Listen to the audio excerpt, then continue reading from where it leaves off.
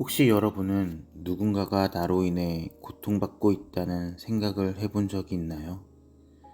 때로는 내 의도와 상관없이 한 말이나 행동이 누군가에게 깊은 상처가 되어 돌아올 때가 있습니다.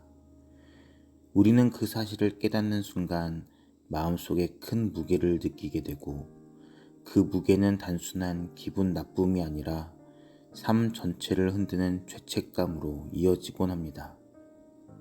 그래서 오늘은 나로 인해 고통받는 사람들을 위해 어떻게 하는 게 좋을까라는 질문을 가지고 함께 말씀 속으로 들어가 보려 합니다.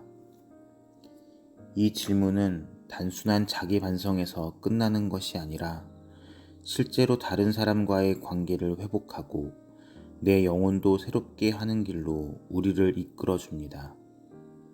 지금부터 나누는 이야기는 한 사람의 고민이자 동시에 우리 모두의 고민일 수 있습니다.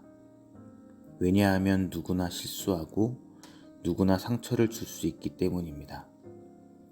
중요한 것은 실수의 크기가 아니라 그 후에 내가 어떻게 반응하느냐에 달려 있습니다. 오늘 이 시간을 통해서 여러분이 용기와 위로를 얻고 삶 속에서 실제로 실천할 수 있는 길을 발견하길 바랍니다. 그렇다면 첫 번째로 죄책감과 용서의 출발점에 대해 이야기해 보겠습니다. 성경은 요한일서 1장 9절에서 만일 우리가 우리 죄를 자백하면 그는 미쁘시고 의로우사 우리 죄를 사하시며 우리를 모든 불의에서 깨끗하게 하실 것이요 라고 말씀합니다. 이 구절은 단순히 교리적인 문장이 아니라 우리의 삶 속에서 죄책감을 풀어내는 열쇠가 됩니다.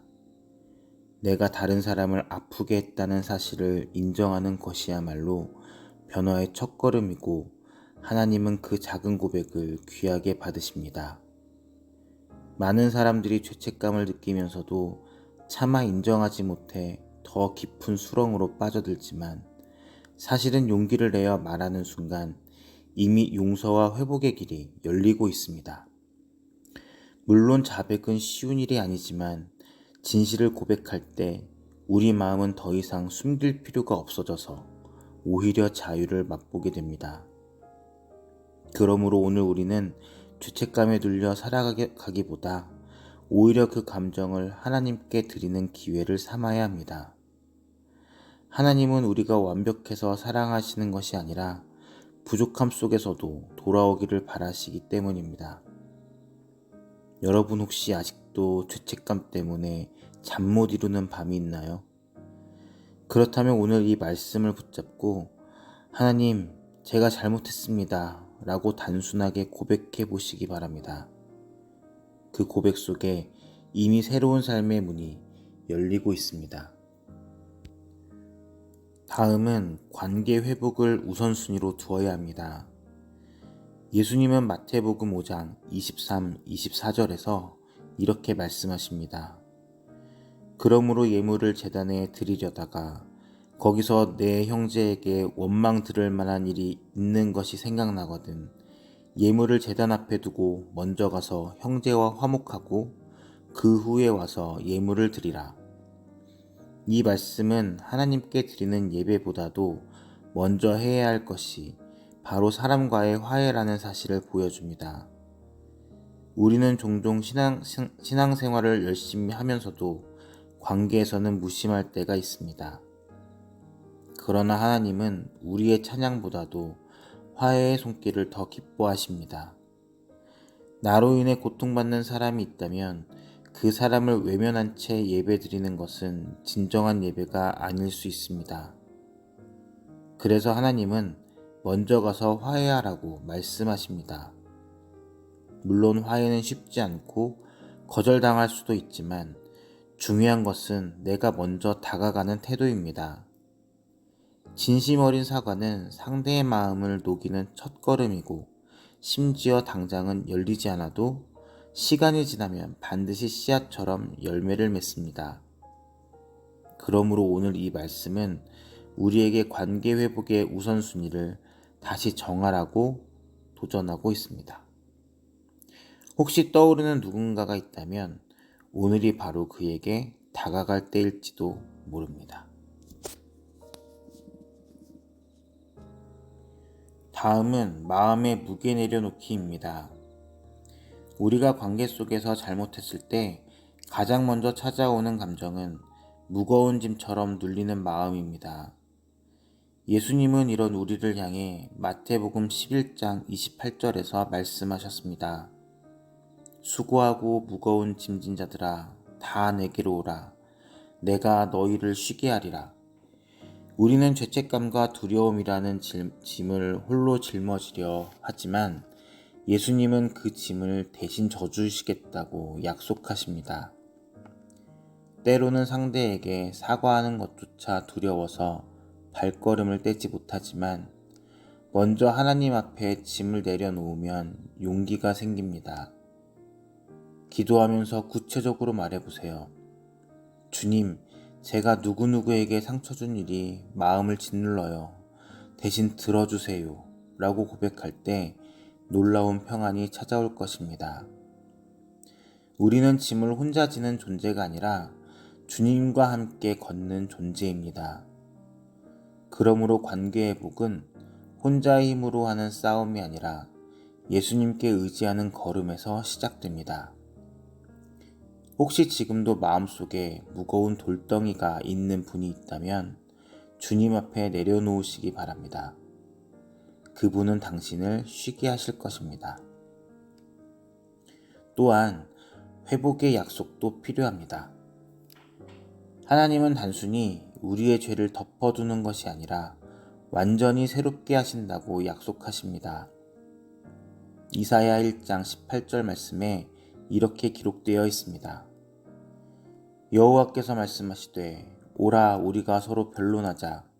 너희 죄가 주홍 같을지라도 눈과 같이 희어질 것이요 진홍같이 붉을지라도 양털같이 되리라. 이 말씀은 죄의 색깔이 아무리 선명하고 진하더라도 하나님의 은혜로 말미암아 완전히 사라질 수 있음을 보여줍니다. 우리가 인간적인 방법으로는 완벽히 보상할 수 없지만 하나님은 은혜로 우리를 새롭게 하십니다. 그렇기 때문에 사과할 때 두려움이 아닌 담대함으로 나아갈 수 있습니다. 물론 상대가 당장 용서하지 않을 수도 있습니다. 그러나 하나님이 이미 나를 깨끗게 하셨다는 믿음은 내 마음을 지켜줍니다.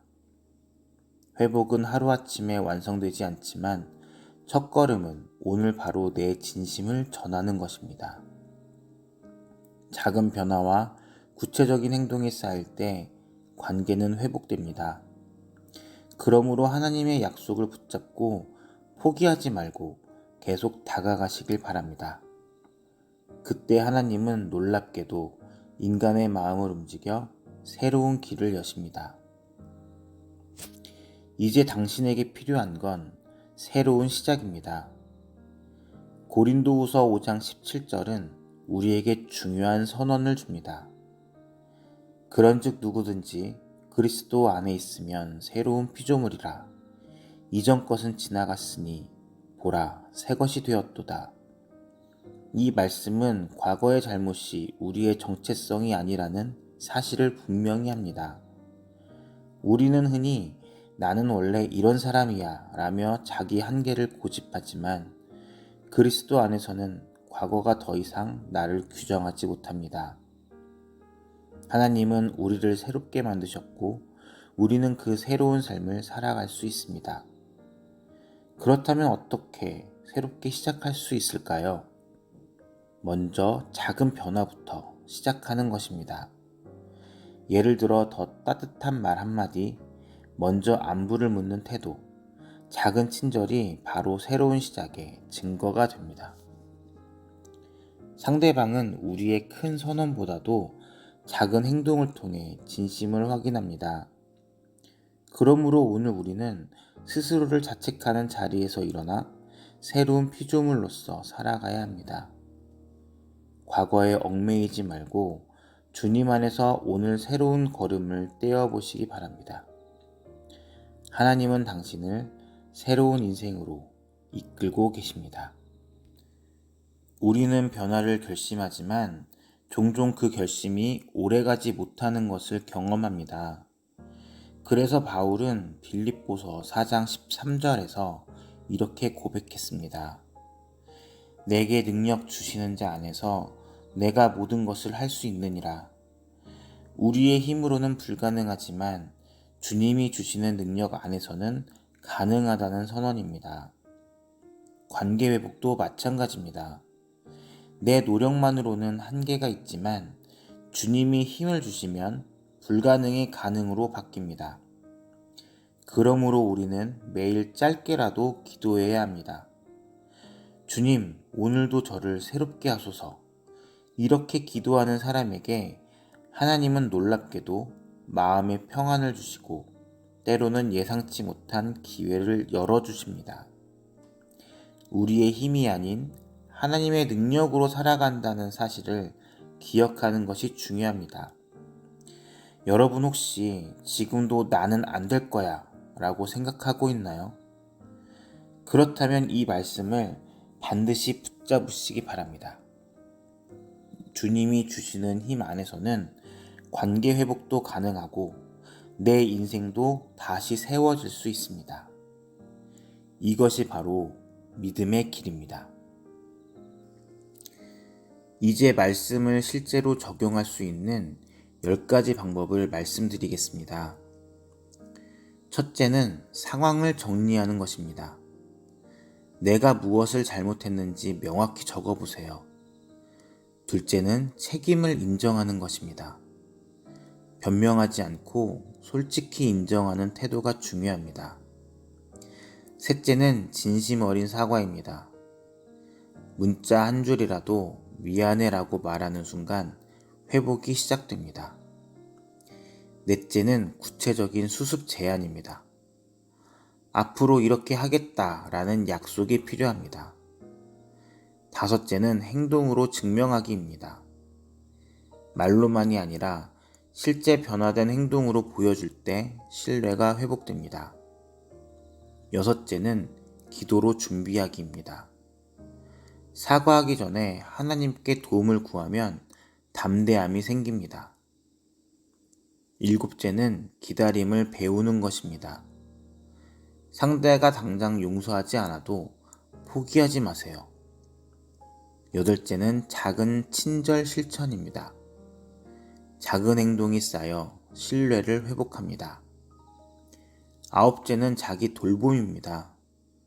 내가 무너지면 아무도 도울 수 없으니 스스로도 챙기세요. 열째는 계속해서 주님 안에서 서는 것입니다.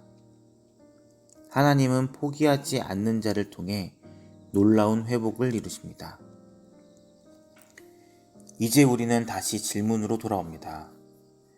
나로 인해 고통받는 사람들을 위해 어떻게 하는 게 좋을까? 그 답은 분명합니다.